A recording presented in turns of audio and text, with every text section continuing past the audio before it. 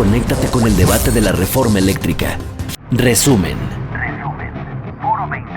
Foro 20. Energías limpias y renovables en la transición energética. Para la Junta de Coordinación Política es un honor recibir en este día, en este foro número 20, que tiene como tema energías limpias y renovables en la transición energética, a quienes hoy nos acompañan como ponentes. Desde la perspectiva ambiental y del desarrollo sustentable en la que se enmarca una auténtica transición energética, toda iniciativa de reforma energética debe tener como causa final precisamente la protección al ambiente y la preservación y restauración del equilibrio ecológico, por un lado, y el desarrollo sustentable, por el otro.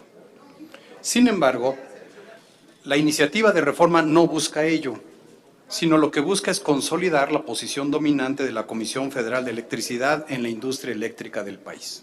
Podríamos decir que la iniciativa de reforma que se comenta es una regresión solapada de los niveles de protección alcanzados al día de hoy, pues no solo se elimina del artículo 25 constitucional el criterio de sustentabilidad y el deber de procurar la conservación de los recursos naturales y el medio ambiente, y se eliminan los certificados de energías limpias, actual mecanismo eficaz para lograr una transición energética sin que se proponga en su lugar un mecanismo más eficaz. El criterio central que determina el despacho es el generador, en este caso la Comisión Federal de Electricidad, con todas las fuentes de energía de las que disponga, entre las que se incluyen evidentemente el carbón, el petróleo y todas las demás, independientemente de sus costos y externalidades ambientales, debiendo ser, a nuestro juicio, el criterio principal del despacho la generación, no el generador.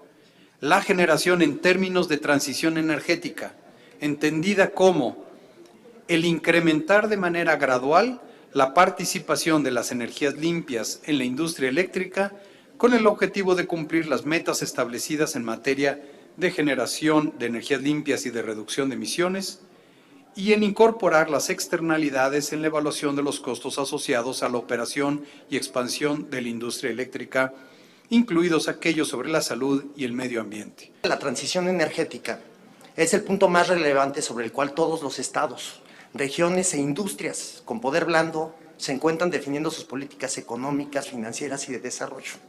No solo desde la perspectiva climática o económica, sino principalmente en un ámbito autonómico y en su posición y relación con el mundo. Es en este sentido que la discusión constitucional la encuentro sumamente relevante, necesaria e indispensable. Por eso no comparto la opinión de aquellos que afirman que no se precisa una reforma. De hecho, hemos escuchado en estos mismos foros a muchos ponentes que van en contra de la iniciativa y que a la vez afirman que varios aspectos diferentes del sector deben y pueden modificarse. Esta reforma trata de pasar de una enunciación de objetivos a una articulación vigente de instrumentos para lograrlo. No solamente es el Acuerdo de París en las contribuciones propias como condicionadas, tampoco solo el Acuerdo de Escazú, que ya hicieron mención en esta ponencia, sino también las contribuciones de París, el Acuerdo de Escazú y el sentido de urgencia que se plasmó el año pasado en Glasgow, vale la pena pasar de una aspiración a una verdadera y concreta agenda de transición energética anclada en nuestra realidad, pero que alienta y concreta sobre todo nuestra posibilidad. Considero que la transición energética de nuestro país debe ser descentralizada, acoplada a nuestra realidad nacional, contemplando los principios internacionales que rigen todo acuerdo ambiental, como lo son las responsabilidades compartidas, la igualdad en los usos, respetando las vertientes de buena vecindad y sobre todo también los principios de inclusión social. En este Parlamento abierto, los debates siguen siendo los mismos, que si soberanía energética, que si autosuficiencia, que si izquierda, que si derecha, que si neoliberales o populistas. ¿Qué tal si dejamos a un lado todas estas divisiones y nos ponemos de acuerdo en una sola cosa? Las generaciones presentes no pueden negarle el futuro a las generaciones que siguen. Este es un principio ético y constitucional, pero es ante todo un imperativo humano.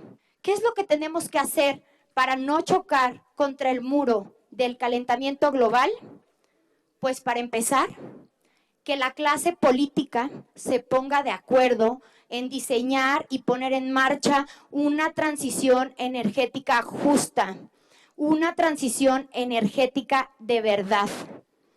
Es decir, que existe un proceso gradual pero ambicioso de sustitución de combustibles fósiles por energías limpias y renovables en el sector eléctrico, y que además esta transición sea inclusiva y distribuya justamente los beneficios entre todos los involucrados. Concluimos que es sumamente trascendente que se apruebe una reforma como la propuesta por este gobierno federal, que le quita a las compañías privadas el poder que fue le otorgado de forma injusta e ilegítima por los pasados gobiernos neoliberales, para apoderarse al sector energético de nuestro país. Desde ahí tenemos total coincidencia con esta iniciativa de reforma, bajo la firme convicción de que es vital detener el saqueo que las empresas de energía están haciendo en nuestro país. Y por ello, exigimos a las legisladoras y legisladores que aprueben las reformas constitucionales para devolver la soberanía energética en nuestro país. No podemos esperar menos de esta legislatura, pero si bien encontramos esta gran coincidencia en la iniciativa propuesta, también tenemos grandes preocupaciones al ver que esta reforma tiene serios vacíos en el reconocimiento, los derechos de los pueblos por encima de los proyectos energéticos, en la falta de indicación clara y explícita del derecho a la energía como un derecho humano fundamental, más allá de la visión de mercado y en la inclusión del sector social en la construcción y ejecución de la política energética de nuestro país. Y vemos con preocupación que estas discusiones están ausentes en los debates actuales. Mi siguiente punto a analizar es una reflexión sobre eso que se menciona mucho, que la legislación actual favorece a los particulares y perjudica a la CFE. La respuesta es no. Los mecanismos de despacho eléctrico y certificados de energía limpia están diseñados para promover el incremento de energía barata y limpia, pero sin considerar el nombre de la central, el nombre del dueño de la central que la produce. En ningún lado de la ley dice específicamente privados o específicamente CFE. Se habla de mecanismos que estimulen en general la producción de energía barata y limpia para cualquier generador que quiera aprovecharlos para empezar o para incrementar su producción actual en base a producción limpia. Hagamos la reflexión completa y por favor no solo volteemos para el lado que nos indiquen hacerlo, ¿sí? Apelo a la memoria de todos los mexicanos. ¿Realmente antes del 2013 vivíamos en un paraíso energético que fue brutalmente destruido? La respuesta es no. La legislación eléctrica vigente se puede mejorar. Incluso consideraba 3 etapas de revisión, una en el 2024 y otra en el 2030, pero no se debe destruir. Los órganos regulatorios son la base para determinar las mejoras que debemos hacer. Estoy convencida que la reforma eléctrica que se presenta es la mejor forma de garantizar la transición energética en México a partir de un esquema de planeación y de garantía de un futuro sustentable. Es falso, y lo digo de manera categórica, que la reforma implique energía sucia. Más bien, cierra la puerta a los negocios sucios y abre la puerta a un futuro limpio y a un futuro de desarrollo sustentable para el país. Como todos sabemos, las fuentes de energía renovables, intermitentes o variables, la eólica, la solar, requieren un sistema de respaldo y al mismo tiempo una red de transmisión sumamente robusta que mantenga solidez y garantía del servicio. Bajo las condiciones actuales, se ha perdido la capacidad de planeación y se ha pospuesto esa capacidad de planeación por un supuesto mercado eléctrico que en realidad tampoco existe. Esto ha provocado en los hechos un desorden en el sistema eléctrico nacional que genera problemas técnicos y problemas económicos, que de no reorientarse va a generar todavía mayores problemas. Técnicos, porque la inyección a la red de fuentes renovables variables o intermitentes, como lo hemos mencionado, requiere de inversiones muy importantes en la red de transmisión para no generar desequilibrios y garantizar la operación confiable. Hay que recordar que solo Comisión Federal de Electricidad puede invertir en la red de transmisión por la Constitución. Sin embargo, hacerlo en un esquema en donde lo han dejado sin recursos y sin la remuneración adecuada por los servicios de transmisión, produce al final un subsidio a los generadores privados y una desincorporación del sistema eléctrico nacional y un debilitamiento de la red de transmisión. ¿Cómo explica esta discrepancia que todos notamos y que vemos que hace unos días el gobierno federal anuncia regularizar miles de autos llamados chocolates que son altamente contaminantes? Hay discrepancia en quien la quiere ver, pero en realidad no hay discrepancia. Y la mejor demostración es justamente un proyecto que anunciamos el día de ayer, que estamos desarrollando con la Secretaría de Energía y con Comisión Federal de Electricidad. Es la planta fotovoltaica más grande que vaya a haber en cualquier ciudad del mundo, que está en los techos de la central de abasto. Es una planta que va a producir alrededor de 25 gigawatts hora, que va a ser un ejemplo nacional y que justamente lo que tiene la característica es que quien va a operar la planta es Comisión Federal de Electricidad. Quien aporta los recursos es Secretaría de Energía. De este proyecto de reforma, particularmente, si realmente puede contribuir o garantizar la transición a las energías renovables. Gracias. En los términos en los que está planteado el artículo o esta reforma constitucional, no se prevé un plan de transición energética justa, creíble y viable. No quiero decir que los instrumentos de la reforma anterior sean los únicos instrumentos para lograr una transición energética.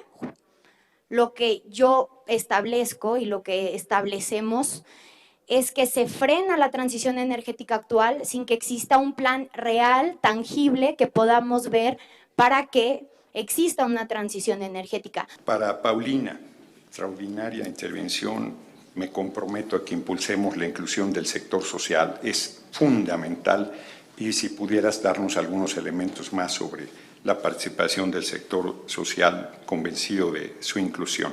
Nos invitaste a conocer un proyecto extraordinario de transformar la basura orgánica en electricidad o en carbono neutro que absorbe el monóxido de carbono. Si nos pudieras compartir, por favor, esa experiencia, aunque no fue parte de la intervención, sí estuvo en la intervención, en los muchísimos elementos que planteaste de formas de energías limpias. Es un documento elaborado por organizaciones indígenas y del sector social, donde hacemos una propuesta de modificaciones específicas al sector de la iniciativa de reforma constitucional presentada por Presidencia.